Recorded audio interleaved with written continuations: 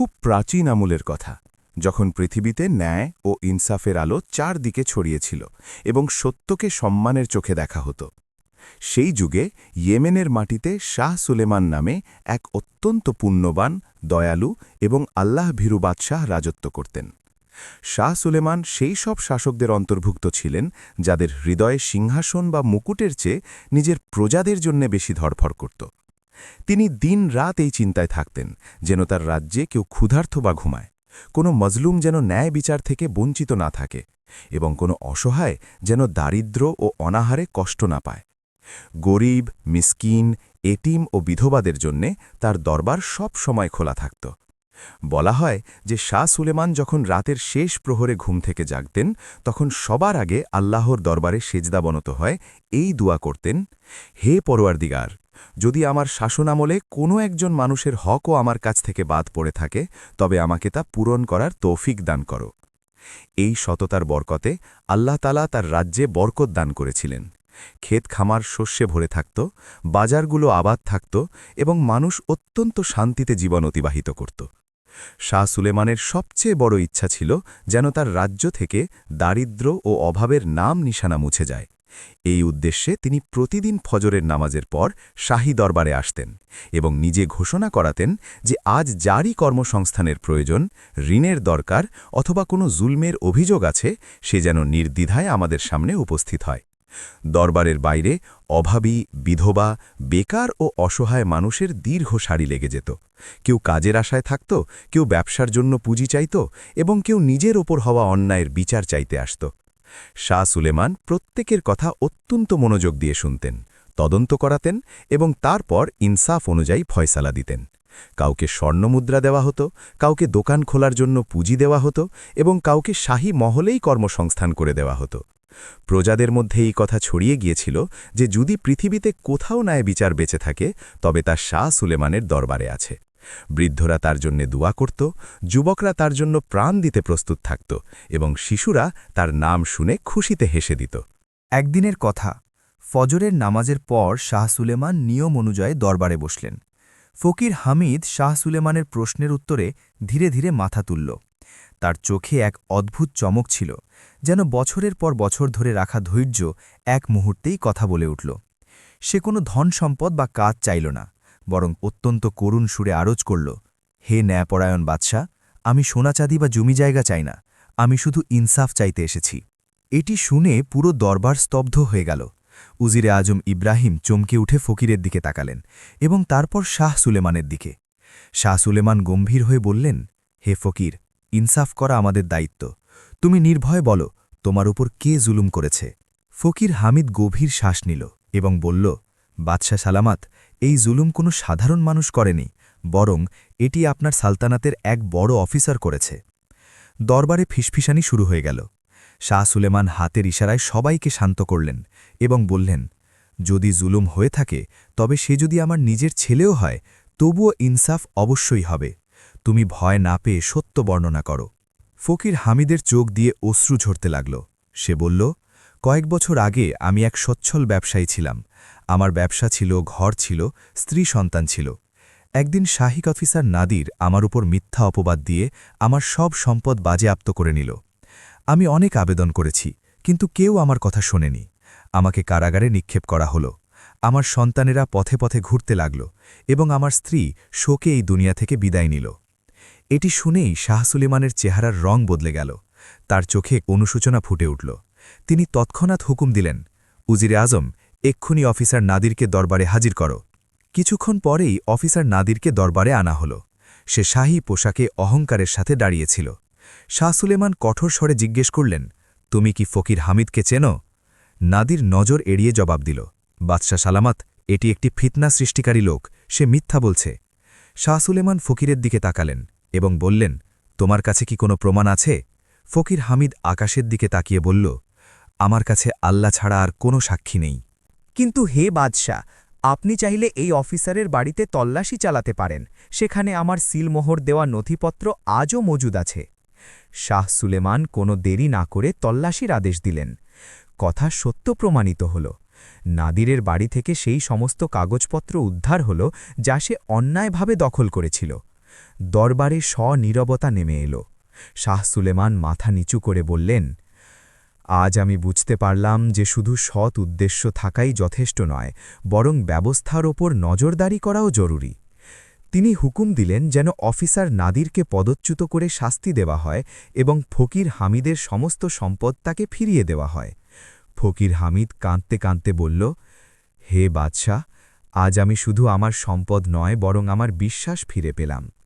শাহ সুলেমান তাকে নিজের পাশে বসালেন এবং বললেন, তুমি এখন আর ফকির নও, বরং এই সালতানাতের এক জ্যান্ত সাক্ষী যে জুলুম যত শক্তিশালীই হোক না কেন, একদিন ইনসাফের সামনে তাকে হার মানতেই হয়। এই ঘটনা শাহ সুলেমানের হৃদয়ে গভীর প্রভাব ফেলল।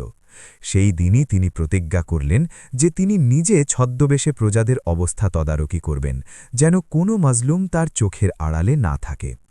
কয়েকদিন পার হতেই শাহ সুলেমান তার প্রতিজ্ঞা পূরণ করার সিদ্ধান্ত নিলেন। এক রাতে যখন মহলে নীরবতা ছেয়ে গিয়েছিল, শাহ সুলেমান সাধারণ পোশাক পরলেন, মাথায় সাধারণ পাগড়ি বাঁধলেন এবং উজিরে আজম ইব্রাহিম ছাড়া কাউকে না জানিয়ে মহল থেকে বেরিয়ে পড়লেন। রাতের ঠান্ডায় ইয়েমেনার গলিগুলো জনশূন্য ছিল, কিন্তু কোথাও কোথাও গরিবদের ভাঙা ঘর থেকে কাশি ও কান্নার আওয়াজ শোনা যাচ্ছিল। শাহ সুলেমান প্রতিটি শব্দে থমকে যাচ্ছিলেন এবং তার হৃদয় ভারী হয়ে উঠছিল। তিনি মনে মনে বললেন, যদি আমার প্রজাদের একজন ব্যক্তিও শান্তিতে না ঘুমায়, তবে আমার এই বাদশাহী কি কাজে আসবে? তিনি হাঁটতে হাঁটতে শহরের এমন এক অংশে পৌঁছালেন যেখানে ফকির ও মজুরদের বস্তি ছিল। সেখানে এক জনশূন্য মসজিদের প্রাঙ্গণে এক বৃদ্ধ লোক আকাশের দিকে হাত তুলে দোয়া করছিল। শাহ সুলেমান তার কাছে গিয়ে সালাম দিলেন। বৃদ্ধ মাথা তুলে জবাব দিল এবং বলল, হে মুসাফির, মনে হচ্ছে তুমিও কোনো দুঃখে আছো।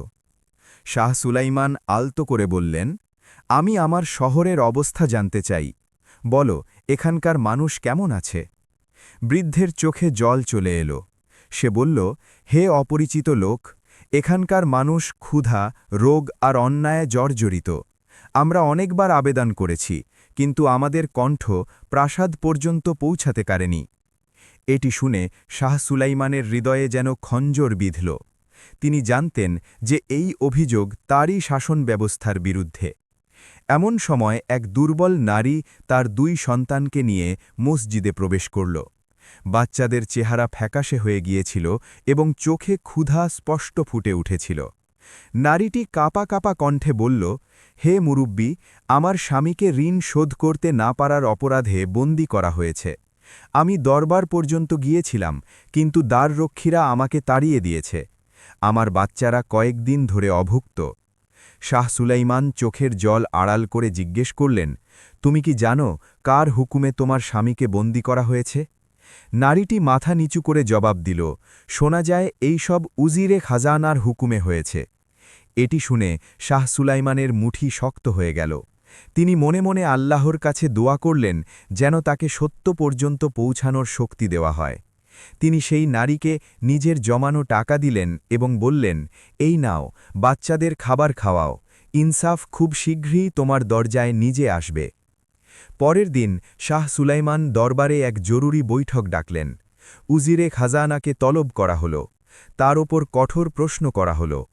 তদন্তে জানা গেল যে সে অনেক গরিবকে অনর্থক বন্দী করিয়েছিল, যাতে তাদের জমি সস্তায় হাতিয়ে নেওয়া যায়। শাহ সুলাইমান দরবারে দাঁড়িয়ে বললেন, আজ যদি আমি চুপ থাকি, তবে কিয়ামতের দিন জবাব দিতে হবে। তিনি হুকুম দিলেন যেন উজিরে খাজানাকে পদচ্যুত করে কারাগারে নিক্ষেপ করা হয়, সমস্ত বন্দীদের মুক্তি দেওয়া হয় এবং তাদের ক্ষতিপূরণ রাজকোষ থেকে মেটানো হয়। সেই নারীটিকেও দরবারে আনা হল। যখন তার স্বামী মুক্ত হয়ে তার সামনে এলো, সে সেজদায় পড়ে গেল এবং বলতে লাগল, হে আল্লাহ, তুমি আমাদের জন্য নিজেই ইনসাফ পাঠিয়ে দিলে। শাহ সুলাইমান এই দৃশ্য দেখে আবেগপ্রবণ হয়ে পড়লেন। সময় পার হতে লাগল, কিন্তু শাহ সুলাইমানের রাতের ঘুম হারাম হয়ে গিয়েছিল। ইনসাফের পথে তিনি যেসব শক্তিশালী মানুষকে মুখোশহীন করেছিলেন, তারা চুপ করে বসে থাকল না। দরবারের কয়েকজন স্বার্থপর আমির, পদচ্যুত অফিসার এবং কিছু লোভী বণিক মিলে এক গোপন ষড়যন্ত্র শুরু করল। তাদের সবার উদ্দেশ্য একটাই ছিল, যে কোনোভাবে শাহ সুলেমানকে সিংহাসন থেকে সরিয়ে দেওয়া। অন্ধকার রাতে শহরের বাইরে এক পরিত্যক্ত হাভেলিতে তাদের সভা হতে লাগল।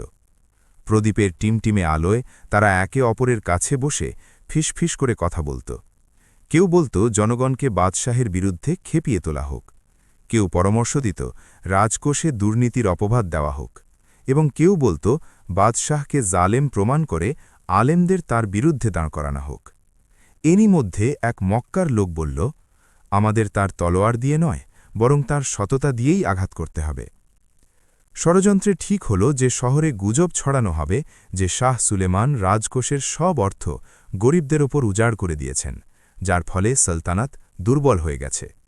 কিছু লোককে ঘুষ দিয়ে মিথ্যা সাক্ষী তৈরি করা হল এবং বাজারে এই কথা রটিয়ে দেওয়া হল যে বাদশাহ দিনের বদলে ফকিরদের পক্ষপাতী হয়ে গেছেন। অন্যদিকে শাহ সুলেমান আগের মতোই নিজের দায়িত্বে ব্যস্ত ছিলেন, কিন্তু তিনি শীঘ্রই বুঝতে পারলেন যে বাজারের মানুষ আগের মতো ভালোবাসার সাথে সালাম দিচ্ছে না। কিছু চেহারায় সন্দেহ ও সংশয় দেখা যাচ্ছিল। একদিন জুমার খুতবার পর শহরের বড় ময়দানে মানুষের ভিড় জমে গেল। কিছু লোক স্লোগান দিতে শুরু করল। বাতাসে অস্থিরতা ছড়িয়ে পড়ল। শাহ সুলেমান যখন খবর পেলেন, তিনি হুকুম দিলেন যেন কেউ তলোয়ার না তোলে এবং কোনো সিপাহী জনগণের উপর কঠোরতা না করে। তিনি নিজে সাধারণ পোশাকে ময়দানে পৌঁছালেন। তিনি বললেন, হে আমার ভাইরা, যদি আমি তোমাদের ওপর জুলুম করে থাকি তবে আজ এখানে এসে বলো, আমি আল্লাহকে হাজির নাজির জেনে জবাব দেব। ভিড়ের মধ্যে নীরবতা ছেয়ে গেল। কিছুক্ষণ পর এক লোক সামনে এগিয়ে এলো এবং বলল, বলা হচ্ছে যে বাদশাহ রাজকোষ খালি করে দিয়েছেন এবং সুলতানাতকে দুর্বল করে দিয়েছেন। শাহ সুলেমান শান্তভাবে জবাব দিলেন, যদি গরিবকে রুটি দেওয়া রাজকোষ খালি করা হয় তবে আমি এই অপবাদ মেনে নিচ্ছি।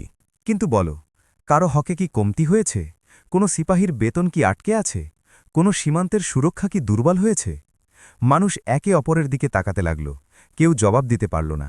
তারপর এক বৃদ্ধ লোক সামনে এলো এবং বলল, আমরা তো নিজের চোখে দেখেছি যে ইনসাফ আজকেও কায়েম আছে। যদি এটি দুর্বলতা হয় তবে এমন দুর্বলতা আমাদের মঞ্জুর।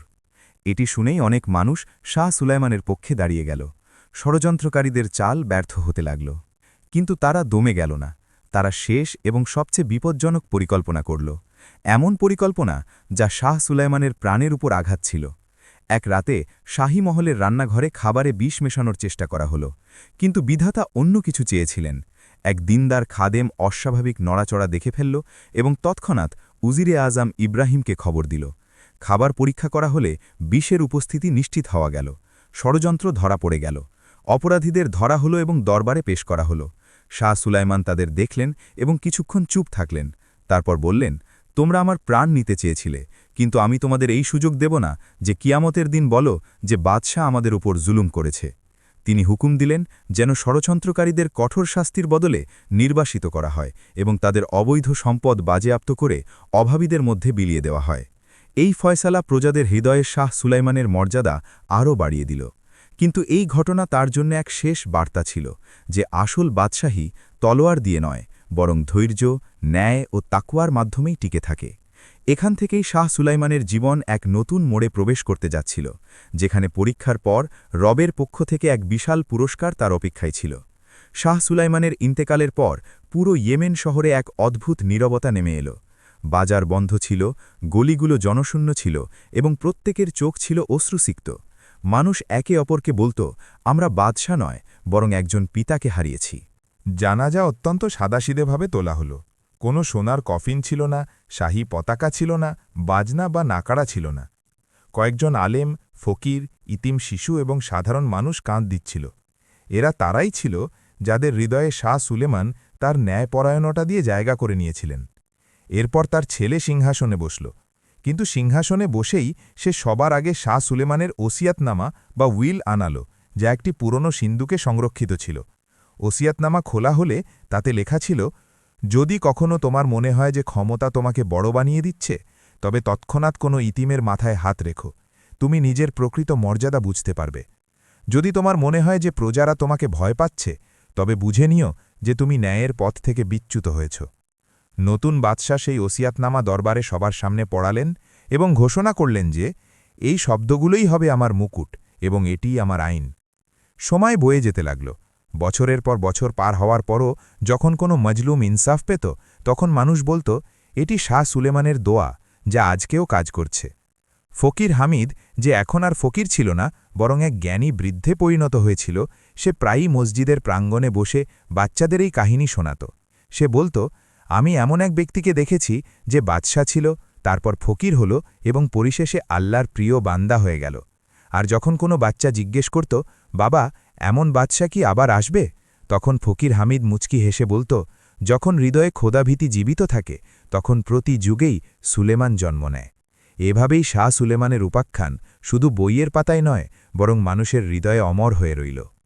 সময় নদীর মতো বয়ে চলল, প্রজন্ম বদলে গেল, শহর ছড়িয়ে পড়ল এবং ইয়েমেনের গলিতে নতুন নতুন চেহারা দেখা গেল, কিন্তু শাহ সুলেমানের নাম এখনও মানুষের মুখে মুখে এমনভাবে ছিল যেন তা গতকালের কথা।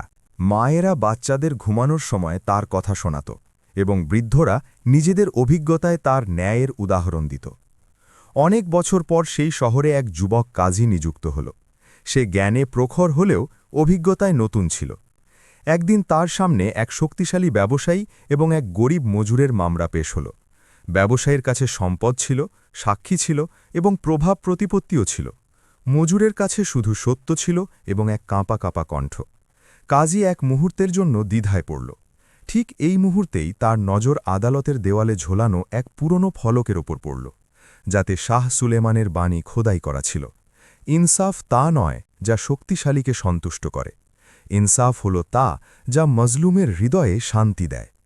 কাজীর হৃদয় থেকে ভয় চলে গেল। সেই গভীর শ্বাস নিল, সাক্ষীদের সূক্ষ্মভাবে পরীক্ষা করল এবং শেষ পর্যন্ত রায় গরিব মজুরের পক্ষে দিল।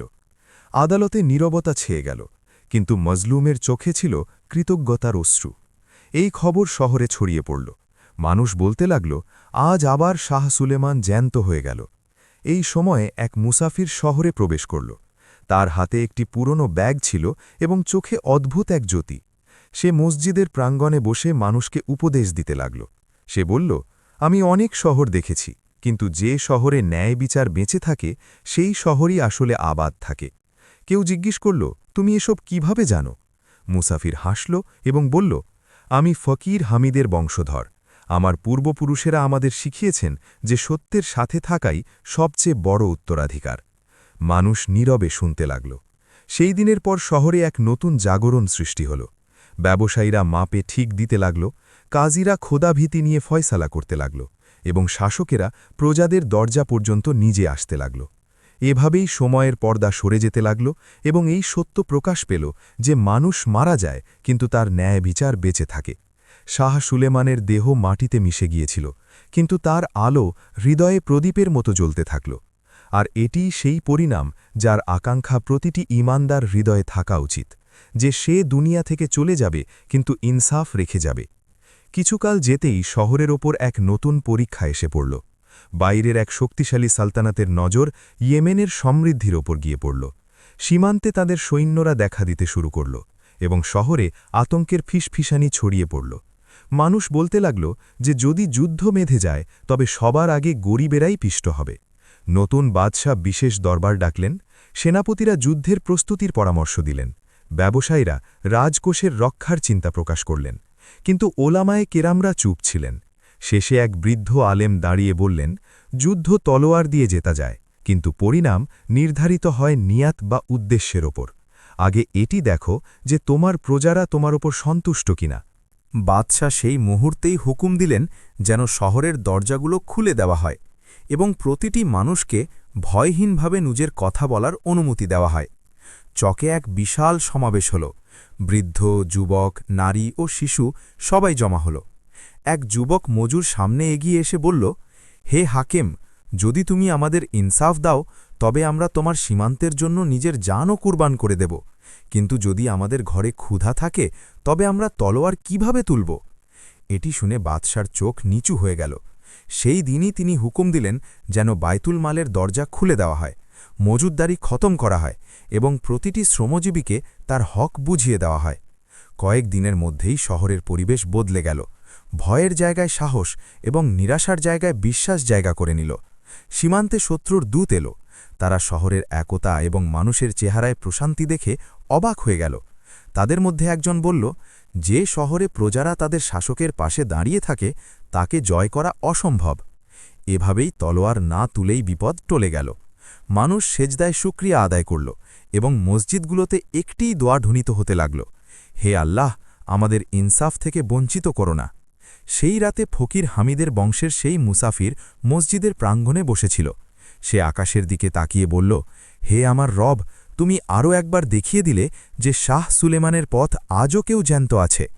আর এভাবেই এই হাকিকত আরও উজ্জ্বল হল যে সালতানাত কেল্লা দিয়ে নয় বরং ইনসাফ দিয়ে সংরক্ষিত থাকে।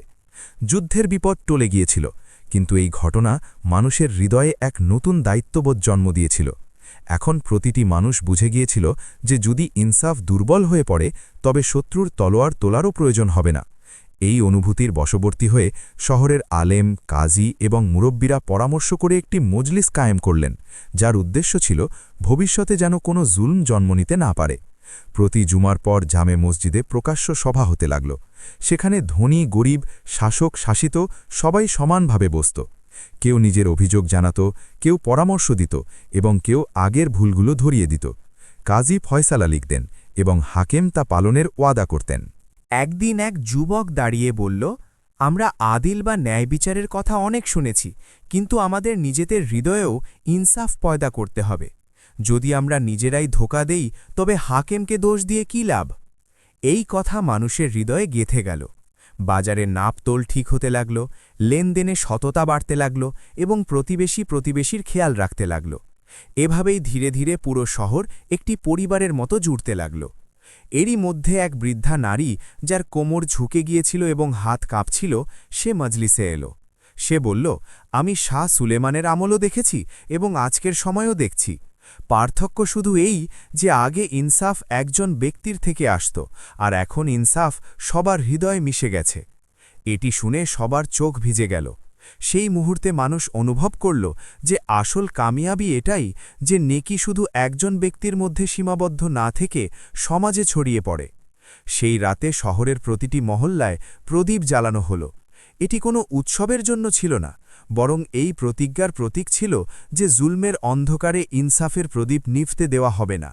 এভাবেই শাহ সুলেমানের দাস্তান একজন বাদশার কাহিনী থেকে বেড়ে এক উম্মতের ঐতিহ্যে পরিণত হল। সময়ের সাথে সাথে শহরের হাওয়া বদলে গিয়েছিল, কিন্তু পরীক্ষা কখনো শেষ হয় না। ইনসাফের আলো যত ছড়ায়, আমানতের বোঝা ততই বেড়ে যায়। এখানেই নিয়তের পরীক্ষা শুরু হয়। একদিন মজলিসে এক ধনী ব্যক্তি উপস্থিত হল। তার চেহারা ছিল গাম্ভীর্যপূর্ণ, কিন্তু কণ্ঠে কম্পন ছিল। সে বলল, আমি বছরের পর বছর ধরে ব্যবসা করছি, কিন্তু আজ স্বীকার করতে এসেছি যে আমার মুনাফায় এমন কিছু মাল শামিল আছে যা হকের মোতাবেক নয়। আমি তা ফেরত দিতে চাই, কিন্তু রাস্তা জানি না। মজলিসে নীরবতা ছেয়ে গেল। কাজী তাকে প্রশ্ন করলেন, ওলামারা পথ দেখালেন, এবং শেষে স্থির হল যে সেই মাল বাইতুল মালে জমা দেওয়া হোক এবং যাদের হক তাদের ফিরিয়ে দেওয়া হোক। যখন সেই ব্যক্তি ফিরে গেল, তার চেহারায় এক প্রশান্তি ছিল, যেন বছরের পুরনো বোঝা নেমে গেছে। এই ঘটনা অন্যদেরও সাহস জোগাল। একে একে মানুষ সামনে আসতে লাগল। কেউ অবৈধ জমি ফেরত দিল, কেউ ভুল ওজনের কথা স্বীকার করল এবং কেউ মিথ্যা অপবাদের জন্য ক্ষমা চাইল। শহরে যেন তওবার এক পরিবেশ কায়েম হয়ে গেল। এরই মধ্যে এক যুবক হাকেমের কাছে এসে বলল, হে আমার সর্দার, যদি কখনো আমি ক্ষমতায় পৌঁছাই তবে আমি কিভাবে বুঝব যে আমি ইনসাফের উপর আছি কিনা? হাকেম এক মুহূর্ত ভাবলেন, তারপর জবাব দিলেন, যেদিন তোমার কাছে সমালোচনা খারাপ লাগতে শুরু করবে, বুঝে নিও তুমি বিপদে আছো। ইনসাফ তাই যা প্রশ্ন সহ্য করে। এই কথা শহরের যুবকদের মধ্যে ছড়িয়ে পড়ল। তারা প্রশ্ন করা শিখল, কিন্তু আদবের সাথে, মতভেদ করা শিখল, কিন্তু শত্রুতা ছাড়া। এভাবেই সমাজ শুধু অনুগত নয় বরং সচেতন হয়ে উঠতে লাগল। সেই রাতে মসজিদের প্রাঙ্গণে সেই মুসাফির বসেছিল। সে আকাশের দিকে তাকিয়ে বলল, হে পরওয়ারদিগার, তুমি একজন বাদশাহর মাধ্যমে যে প্রদীপ জ্বালিয়েছিলে, আজ তা হাজারো হাতে উজ্জ্বল। আমানতদারি ও ইনসাফের পরিবেশ কায়েম হয়ে গিয়েছিল ঠিকই, কিন্তু শয়তান কখনো খোলা দরজা দিয়ে আসে না, সে সবসময় নিভৃত পথ খোঁজে। এই শহরেই এক নতুন ফিতনা জন্ম নিতে লাগল, যা তলোয়ার বা গুজবের মাধ্যমে নয় বরং নীরবতার মাধ্যমে ছড়াচ্ছিল। কিছু যুবক যারা জ্ঞানে দুর্বল কিন্তু কথায় পটু ছিল তারা মাহফিলে বসে বলতে লাগল, এখন আমাদের কাজী আলেম বা মজলিসের কি দরকার, আমরা নিজেরাই বুদ্ধিমান, আমাদের কারো নির্দেশনার প্রয়োজন নেই। কথাটি আপাতদৃষ্টিতে স্বাধীনতার মনে হলেও বাস্তবে অহংকারের শিকড় গাড়ছিল। মানুষ ধীরে ধীরে মজলিসে আসা কমিয়ে দিল, প্রশ্ন কমতে লাগল, কিন্তু হৃদয়ে জটিলতা বাড়তে লাগল। একদিন এক গরিব কৃষক তার জমির সমস্যা নিয়ে এলো, কিন্তু তার কথা শোনার কেউ ছিল না। কাজী উপস্থিত ছিলেন, কিন্তু মানুষ অনুপস্থিত ছিল। কৃষক খালি হাতে ফিরে গেল এবং তার নীরব আর্তনাদ হৃদয়ে দাফন হয়ে গেল। সেই রাতে মসজিদের ইমাম এক স্বপ্ন দেখলেন। তিনি দেখলেন শহরের প্রদীপগুলো এক একে নিভে যাচ্ছে এবং এক আওয়াজ আসছে, যখন হক বা সত্য শোনা হয় না তখন তা বিদায় নেয়। ইমাম ঘাবড়ে জেগে উঠলেন।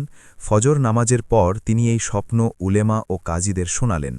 সবাই বুঝতে পারলেন এটি নিছক স্বপ্ন নয়, বরং একটি সতর্ক বার্তা। পরদিন ঘোষণা করা হলো যে আগামী জুমায় এক মহাসভা হবে। সেদিন কেউ পদ বা মর্যাদা দেখবে না, প্রতিটি মানুষের কাছে প্রশ্ন করা হবে এবং প্রতিটি মানুষকে জবাব দিতে হবে। জুমা এলো, মসজিদ, ময়দান ও গলি মানুষের ভিড়ে ভরে গেল। হাকেম নিজে সাধারণ পোশাকে এসে সবার সামনে বসলেন। ইমাম বললেন, আজ আমরা কাউকে অপরাধী সাব্যস্ত করতে আসিনি, বরং নিজেদের হৃদয় হাতড়াতে এসেছি। মানুষ একে একে কথা বলতে লাগল। কেউ নিজের গাফিলতি স্বীকার করল, কেউ অহংকারের কথা মানল এবং কেউ বলল যে সে চুপ থেকে জুলুমের অংশীদার হয়েছিল। যখন সেই কৃষককে ডাকা হল, তার চোখ দিয়ে জল পড়তে লাগল। তার সমস্যা শোনা হল। সেই মুহূর্তেই ইনসাফ হল এবং সবাই অনুভব করল যে ইনসাফ শুধু আইন দিয়ে নয়, বরং উপস্থিত থাকার মাধ্যমেও বেঁচে থাকে। সেই মুহূর্তে সেই মুসাফির ধীরে ধীরে বলল, ফিতনা শোরগোল দিয়ে নয়, বরং গাফিলতি থেকে আসে, এবং ইনসাফ তলোয়ার দিয়ে নয়, বরং সচেতনতার মাধ্যমে বাঁচে। মানুষের মাথা নিচু হয়ে গেল। প্রদীপ আবার উজ্জ্বল হল। সময় তার আপন গতিতে চলতে লাগল। সেই শহর যেখানে একসময় শাহ সুলেমানের ইনসাফের চর্চা ছিল, এখন এক নতুন শতাব্দীতে প্রবেশ করেছিল। পুরনো প্রজন্ম মাটির নিচে ঘুমিয়ে গিয়েছিল, কিন্তু তাদের কথা বাতাসে রয়ে গিয়েছিল। মসজিদের দেওয়াল, আদালতের স্তম্ভ আর বৃদ্ধদের দোয়াতে ইনসাফের জিকির তখনও জ্যান্ত ছিল। এই শহরেই এক রাতে বৃষ্টির হালকা ফোঁটার সাথে শাহী মহলে এক শিশুর জন্ম হল। মহলের দরজায় প্রদীপ জ্বলে উঠল, নাকাড়া বাজল এবং খাদেমরা খুশিতে একে অপরকে মুবারকবাদ দিল। এই শিশুটি ছিল শাহ নোমান। বলা হয় যে মুহূর্তে সে চোখ খুলল, আকাশের মেঘ কেটে গেল এবং চাঁদ পূর্ণ জ্যোতিতে উদিত হল। জ্যোতিষীরা বলল, এই শিশু রাজত্ব করবে, কিন্তু তার পরীক্ষা সিংহাসনের চেয়েও বড় হবে। শাহ নোমান এমন এক যুগে বড় হল যেখানে ইনসাফ ছিল এক ঐতিহ্য, কিন্তু ক্ষমতা ছিল এক লালসা। তার শিক্ষকরা তাকে শাহ সুলেমানের কাহিনী শোনাতেন, ফকির হামিদের কথা মনে করাতেন এবং শেখাতেন যে বাদশাহ সে নয় যে হুকুম দেয়, বাদশাহ সে যে জবাবদিহি করে। শুরুতে শাহ নোমান এই কথাগুলো মন থেকে কবুল করেছিলেন। তিনি মসজিদে যেতেন, আলেমদের সাথে বসতেন এবং গরিবদের কথা শুনতেন।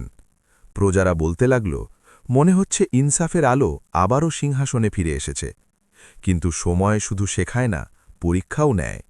যখন শাহ নোমান সিংহাসনে বসলেন, সালতানাত বিশাল ছিল, রাজকোষ পূর্ণ ছিল এবং শত্রুরা চুপ ছিল। ঠিক এই মুহূর্তেই মানুষ সবচেয়ে বেশি পথভ্রষ্ট হয়। দরবারে নতুন মুখ এলো। চাটুকাররা রেশমি কাপড়ে মোড়া ভাষায় বলতে লাগল, প্রজাদের বেশি শোনা দুর্বলতার লক্ষণ। ইনসাফ ভালো কথা, কিন্তু শক্তি ছাড়া তা অর্থহীন। ভয়ে দিয়ে শাসন মজবুত হয়। ধীরে ধীরে শাহ নোমানের কান সেই সব আওয়াজে অভ্যস্ত হতে লাগল। যে মজলিসগুলো একসময় সাধারণ মানুষের জন্য খোলা ছিল, এখন তা বিশেষ লোকেদের মধ্যে সীমাবদ্ধ হয়ে গেল। যে প্রশ্নগুলো একসময় রহমত মনে করা হতো, এখন তা বিদ্রোহ বলে গণ্য হতে লাগল। একদিন এক বৃদ্ধ লোক দরবারে এলো। তার দাড়ি সাদা ছিল এবং হাত কাঁপছিল। সে বলল, আমি শাহ সুলেমানকে দেখেছি, তারপর অনেক যুগ দেখেছি এবং আজ তোমাকে দেখছি। আমি শুধু এটি জিজ্ঞেস করতে এসেছি যে ইনসাফ কি এখনও বেঁচে আছে? দরবারে নীরবতা ছেয়ে গেল। শাহ নোমান জবাব দেওয়ার বদলে দ্বাররক্ষীদের ইশারা করলেন। বৃদ্ধকে বাইরে বের করে দেওয়া হল। সেই দিন কেউ একজন বলল, আজ প্রথমবার মুকুট একটি প্রশ্নকে প্রত্যাখ্যান করল। এটিই ছিল সেই মুহূর্ত যেখান থেকে পতন শুরু হল। বছর পার হতে লাগল। শাহ নোমানের শাসন আপাতদৃষ্টিতে মজবুত ছিল, কিন্তু ভেতর থেকে ফোকলা। বাজার আবাদ ছিল, কিন্তু হৃদয় বিরান। আদালত চলছিল, কিন্তু ইনসাফ ক্লান্ত ছিল। তারপর তাই হল যা সবসময় হয়। সীমান্তে বিদ্রোহ দেখা দিল, অভ্যন্তরীণ কোন্দল বাড়ল এবং শহরে আতঙ্ক ছড়িয়ে পড়ল। শাহ নোমান তলোয়ার তুললেন, কিন্তু যে তলোয়ার হৃদয় জিততে পারে না তা শুধু লাশ গুনতে পারে। এক রাতে যখন মহলে সল নীরবতা ছিল, শাহ নোমান একা বসেছিলেন। সামনে আয়না রাখা ছিল। তিনি নিজেকে দেখলেন, কিন্তু সেই শিশুটিকে খুঁজে পেলেন না যাকে ইনসাফের কাহিনী শোনানো হতো। সেই মুহূর্তে এক বৃদ্ধ খাদেম বলল, বাদশাহ সালামত, আপনার জ্বর এসেছে। শাহ নোমান হাসলেন, বললেন, এটি জ্বর নয়, এটি হিসাব। কয়েকদিনের মধ্যেই অসুস্থতা তীব্র হল। কবিরাজরা এলেন, দোয়া হল, কিন্তু সময়ের ফয়সালা ছিল অটল। মরার এক রাত আগে শাহ নোমান হুকুম দিলেন, মুকুটটি আমার সামনে রাখো। সোনা আর জহরত খচিত সেই মুকুট তার সামনে রাখা হল। তিনি কাঁপা কাঁপা হাতে সেটি স্পর্শ করলেন এবং ধীরে ধীরে বললেন, আমি তোমাকে পড়লাম, কিন্তু তুমি আমাকে ভুলিয়ে দিলে। তারপর তিনি শেষ ওসিয়ত করলেন, আমার মৃত্যুর পর এই মুকুট কারও মাথায় রাখা হবে না। এটি ভেঙে ফেলা হোক, যেন মানুষ মনে রাখে যে ক্ষমতা যখন পুঞ্জীভূত হয় তখন তা বিষ হয়ে যায়। সকাল হওয়ার আগেই শাহ নোমান মারা গেলেন। যখন তার মৃত্যুর খবর ছড়ালো, শহরে কোনো উৎসব ছিল না, কোনো শোকও ছিল না, শুধু এক অদ্ভুত নীরবতা। জানাজা উঠল, কিন্তু মানুষের চোখে সেই জল ছিল না যা এক সময় শাহ সুলেমানের জন্য ঝরেছিল। আর তারপর সেই মুহূর্তটি এলো যা ইতিহাসে লেখা রইল। শাহী ময়দানে মুকুট আনা হল, হাতুড়ি তোলা হল, এবং এক আঘাতেই সেই মুকুট ভেঙে গেল। সোনা, হিরে, জহরত সব মাটিতে ছড়িয়ে পড়ল। কেউ একজন বলল, এটি মুকুট ভাঙেনি, এটি অহংকার ভেঙেছে। অন্যজন জবাব দিল, এই পরিণতি সেই প্রতিটি মাথার যে নিজেকে আমানতদারের বদলে মালিক মনে করে। হাওয়া বইল, ধুলো উড়ল এবং সূর্য ডুবে গেল। কিন্তু সেই মাটিতেই ছড়িয়ে থাকা জহরতের মাঝখানে একটি শিশু খেলছিল। কেউ তাকে জিজ্ঞেস করল, তুমি কি জানো এগুলো কি? শিশুটি বলল, পাথর। আর এটাই ছিল চরম সত্য। মুকুট, সিংহাসন, বাদশাহ সব অবশেষে পাথর হয়ে যায়। যদি আপনার এই ভিডিওটি বা কাহিনীটি পছন্দ হয়ে থাকে, তবে অনুগ্রহ করে লাইক করুন এবং বেশি বেশি শেয়ার করুন, যেন এই বার্তা অন্যদের কাছেও পৌঁছাতে পারে। এই কাহিনী থেকে আপনি কি শিখলেন তা আমাদের কমেন্টে অবশ্যই জানান। সাথে এটিও জানাবেন যে আপনি কোন দেশ থেকে আমাদের দেখছেন। ইসলামী কাহিনীর এমন আরও ভিডিও পেতে আমাদের চ্যানেলটি সাবস্ক্রাইব করুন এবং বেল আইকনটি অন করে দিন। ততক্ষণ পর্যন্ত আসসালামু আলাইকুম ওয়া রাহমাতুল্লাহি ওয়া বারাকাতুহু।